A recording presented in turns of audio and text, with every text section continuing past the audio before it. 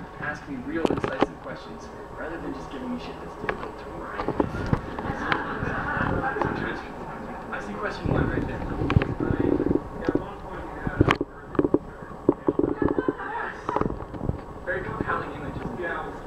How do you find the image I'm not sure actually. It's from a nature documentary. I saw that Jeffrey Miller in the doc. I think it might be the Life of Birds, a BBC documentary. Someone mentioned they had seen it. I haven't actually seen the full video, just the clip in the show. So, but I think it's an Attenborough documentary called Life of Birds. Where do you get your images? Is it happenstance, or do you really go looking for something because the images are great? Are they random or are they intelligently designed? The images in the show were designed by Wendell Harrington, who is a projection design professor at Yale, and she also designs the New York Knicks intro projections and Chris Rock's tours, and she's a very professional Broadway theater expert, and she came up with all of the images and then worked with the team to sort of integrate them in the show. So yeah, I suggest you look her up, Wendell K. Harrington. Is there question 2? I'm going for 3. I'll ask question 2. Yes, thank you. How do you think the increasing viewing of pornography affects mate selection? How will increasing viewing of pornography affect mate selection? That's an excellent question. Some psych research has shown that people rate each other as more or less attractive or desirable based on the most recent images they've seen. So this is more going to be a comment about just general media proliferation of sort of highly available looking and extremely attractive people. That will cause people to be more skeptical of the actual real people in their immediate environment. That's one impact I could see it having. Another is that it could make excessive masturbation kind of some like an evolutionary dead-end side route, like a cul-de-sac in the world.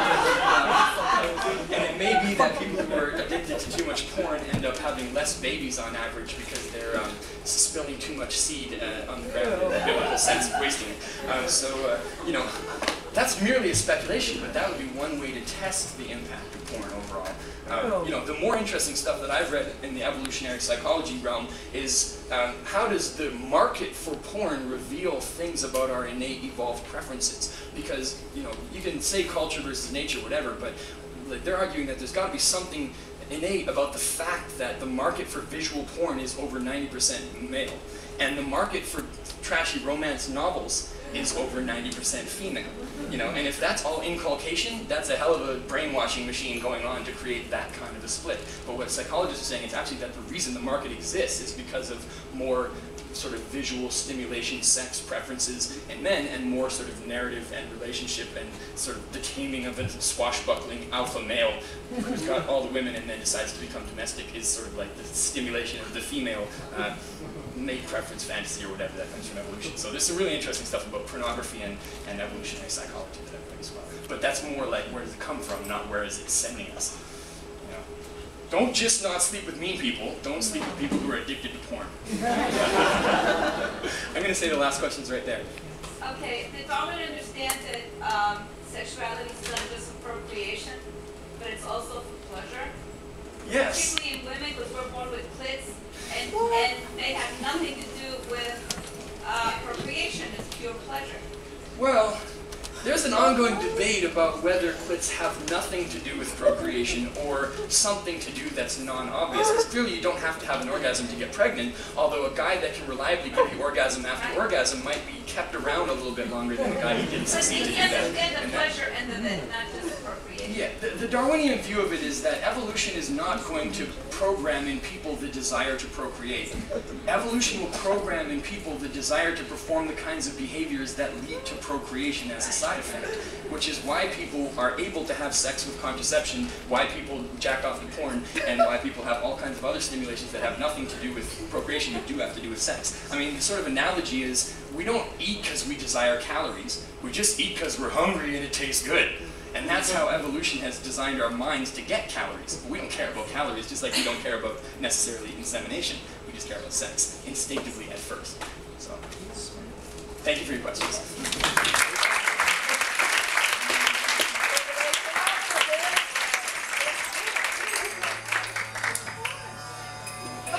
To close the night out, I'm going to try to explain to you guys how an evolutionary rap song gets written in the first place, alright? Early drafts of the lyrics are simple. They go like this.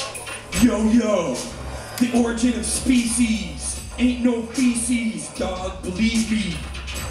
What? That's all I can think of. So then I'm like, oh shit, this stuff really needs to be rewritten. And sometimes people ask me, well, how does your show get written? Like this. Performance, feedback, revision.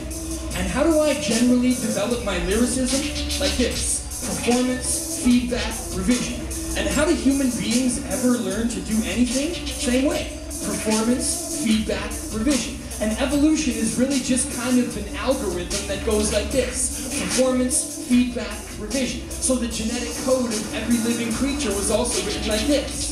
Performance, feedback, revision. See, the genes are like a text with 100,000 pages. And the revisions occur, and the little random changes that come from mutations. And then when they see the light, well, that's the performance. They call that the phenotype. And natural selection, well, that's the feedback side. That's about who survives and whose genes catch rides in the next generation. Yes, what I'm saying is that a rap performance like this is the best illustration for the way that descent with modification works. Because the performance is necessary to change the words, to decide which have an impact and which to send back to the drawing board. In fact, I just did that and you guys failed to react. Because any line can change, and the mutations occur when I improvise on stage. Because up until this moment, everything I said was off the page. But now I'm going to switch it. I'll do a freestyle section. I'll try to keep it really specific to beat your cheater detection. Alright, check it out. These are my freestyle nerdy rhymes.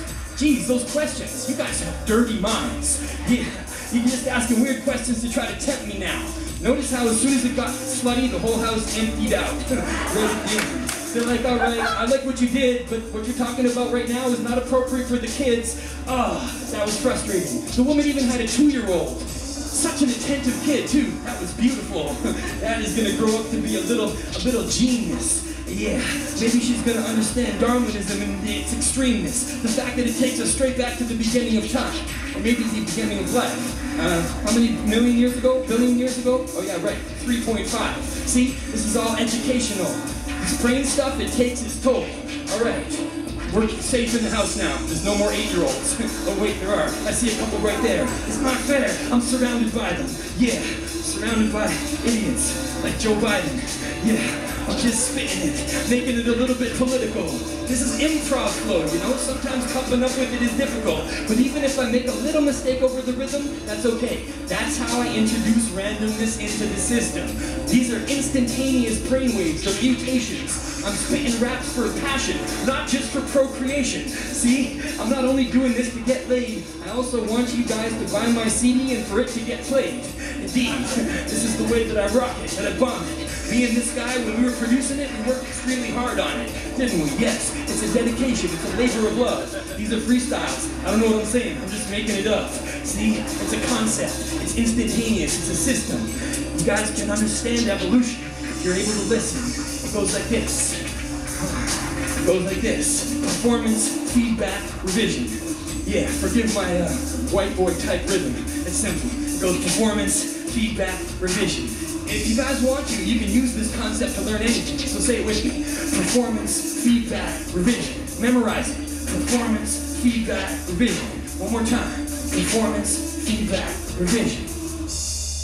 You got it.